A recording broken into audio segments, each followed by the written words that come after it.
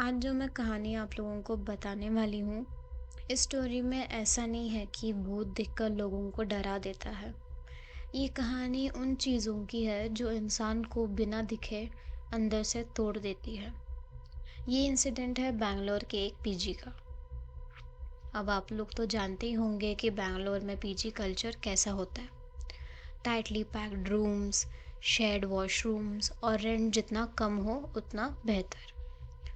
2016 में एक 3 story PG था। नाम बहुत फैंसी पर अंदर काफ़ी पुराना और थोड़ा क्रीपी टाइप्स। इस पीजी का रूम 204 काफ़ी टाइम से एम्प्टी था। एम्प्टी मतलब कोई रुकता ही नहीं था वो रूम में। मैनेजमेंट बोलता था कि रेनोवेशन पेंडिंग है और रेसिडेंट्स बोलते थे कि वहाँ कुछ तो प्रॉब्लम है। लेकिन सच क्या था किसी को नहीं पता। इस स्टोरी का मेन कैरेक्टर है अर्जुन, एक 24 year old IT engineer Hyderabad से शिफ्ट हुआ था। तो उसने पीजी मैनेजर को बोला कि मुझे सिंगल रूम चाहिए अर्जेंटली। मैनेजर ने बोला कि हमारे पास सिर्फ एक ही रूम खाली है पर वो थोड़ा ओल्ड है। तो अर्जुन बोला कि ठीक है मुझे चलेगा, मैं एडजस्ट कर लूँगा क्योंकि उसे अर्जेंटली चाहिए था। तो उसने कीज़ लिए मैनेजर से।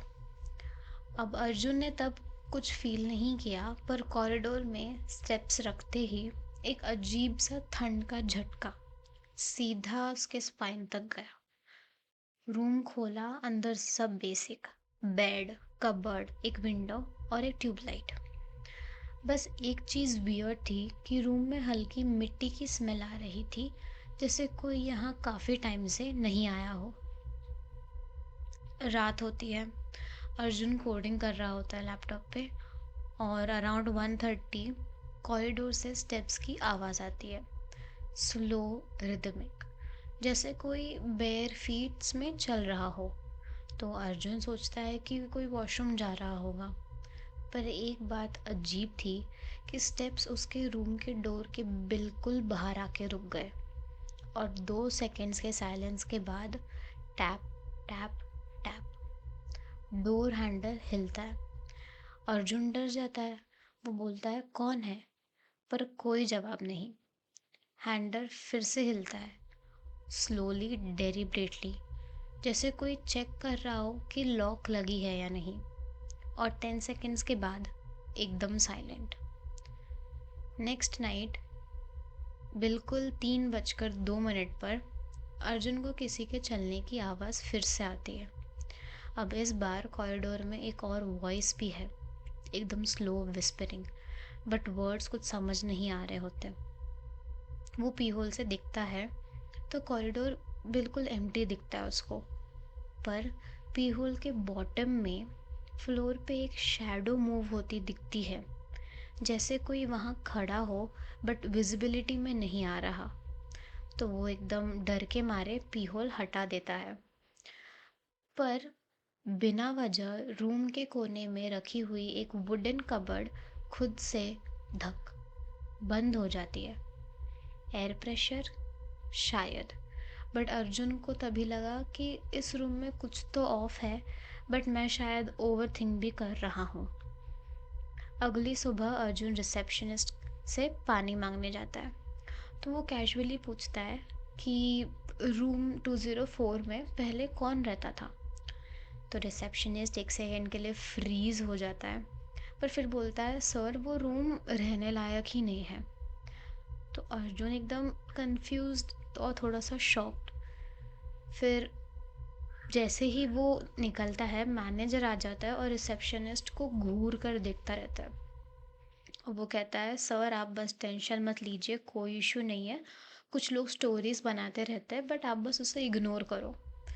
तो बस इतना कहकर वो मैनेजर चला जाता है। अब अर्जुन को समझ आ गया कि कुछ तो डेफिनेटली छुपाया जा रहा है उससे। अब थर्ड नाइट अर्जुन ने ईयरफोन्स लगाकर कोडिंग करना स्टार्ट करता है। पर अराउंड 3 o'clock ईयरफोन्स के अंदर से भी कुछ स्ट्रेंज क्रैकलिंग सुनाई देती है। वो हटा लेता है एंड देन रूम के अंदर बेड के पास किसी के स्टेप की आवाज़ आती है, थक थक थक। अर्जुन तुरंत लाइट ऑन करता है और रूम एकदम एम्प्टी है। पर एक चीज़ इम्पॉसिबल थी कि फ्लोर पे एक पैर के वेट फुटप्रिंट्स, तो फुटप्रिंट्स कबोर्ड तक जाते थे और फिर वैनिश हो जाते थे।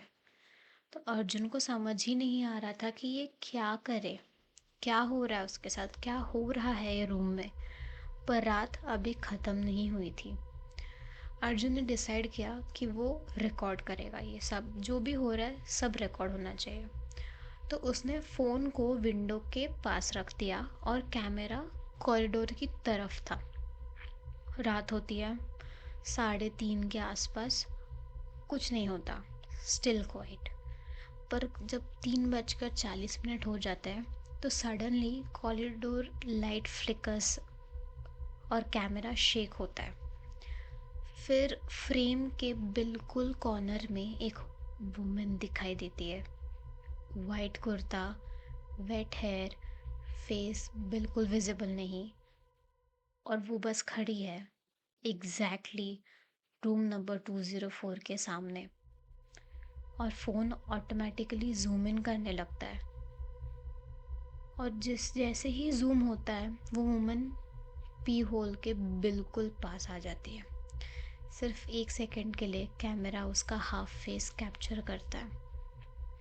पेल, grey skin, hollow eyes and a smile जो इंसान की हो ही नहीं सकती। फिर स्क्रीन एकदम ब्लैक।